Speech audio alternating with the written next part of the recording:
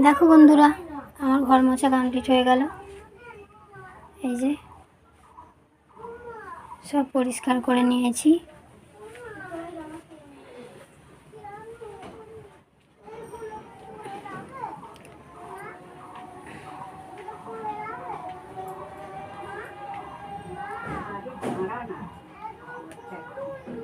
এখানে এই যে দেখছো, এই ওড়না দিয়ে চাপা আছে। অম্বুবাচী তো, তার জন্য ঠাকুরের মুখ দেখতে নেই বলে মা বলল যে কোনো একটা কাপড় দিয়ে কি কোনো ওড়না দিয়ে, যেগুলো আর ব্যবহার করিস না ধোয়া জিনিস, সেটা দিয়ে ঢেকে দে ঠাকুরের মুখগুলো।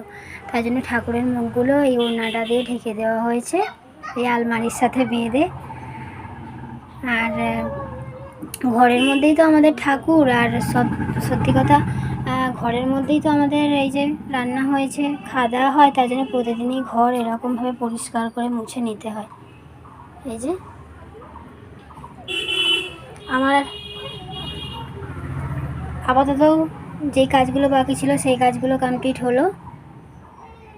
আরও যা কাজ আছে করব, তোমাদের সাথে সব শেয়ার করব। টাটা বন্ধুরা।